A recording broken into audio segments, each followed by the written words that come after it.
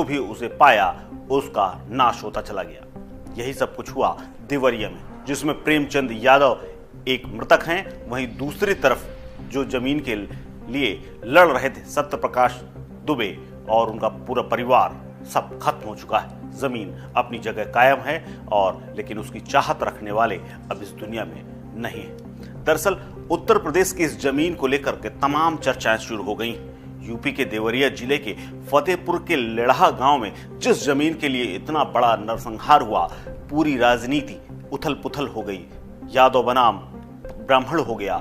सत्यप्रकाश दुबे के पूर्वजों की वही जमीन कभी दान में मिली थी। बताया जाता है कि सालों पहले दुबे के पूर्वज मझौली रियासत में जब नौकरी किया करते थे तो रियासत के जो कर्ता धर्ता थे, जो मुखिया थे, उन्होंने एक जमीन उन्हें दान में दे दी थी और ये जमीन रियासत के ही किहुनिया और फतेहपुर गांव में मिली हुई थी।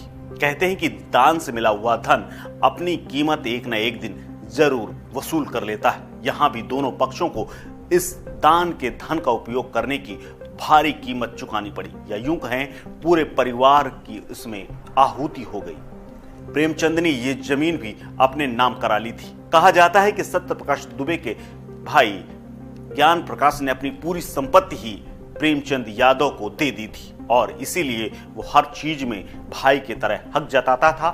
सत्यप्रकाश दुबे से पेड़ से लेकर के, जो कि सागौन के पेड़ थे, ट्यूबवेल, घर और इसके अलावा जमीन पर हक था। जानकारों की माने तो दान में मिली भूमि के उपयोग का ही नतीजा है कि सत्यप्रकाश दुबे के 3 भाइयों में से एक भाई पहले ही मारा गया।